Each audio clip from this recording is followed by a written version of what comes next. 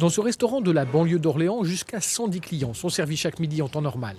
Mais en cas de réouverture, on se prépare à en accueillir moitié moins.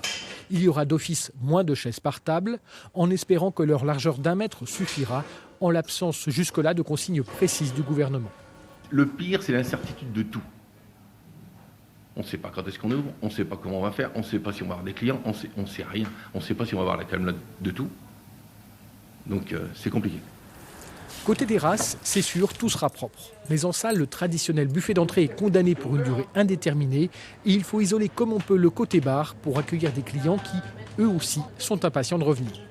Ce matin, du fait que les annonces se précipitent un peu, les clients commencent à appeler pour avoir des nouvelles, si on peut prendre déjà des réservations. Donc on a déjà pris une réservation pour mardi, au cas où ils prendront à emporter si jamais les restaurants ne sont pas ouverts. La vente à emporter a permis de limiter un peu les dégâts, mais Tomates Cerises, une enseigne qui existe depuis 15 ans, a besoin d'une réouverture rapide pour survivre, car 90 000 € de chiffre d'affaires ont été perdus ces 2 derniers mois.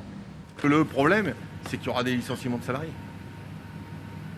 On peut faire moins, mais on a moins de salariés. Enfin, de toute façon, c'est A plus B, hein. C'est facile. Donc après, on licencie et puis on fait moins. C'est le seul moyen.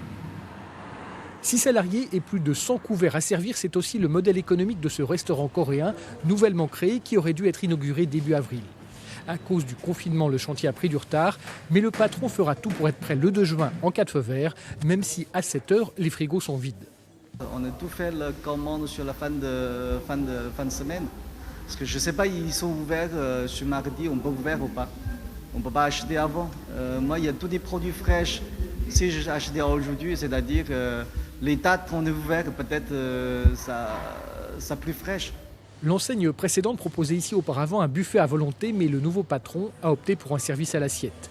Le bon choix, vu les nouvelles contraintes sanitaires.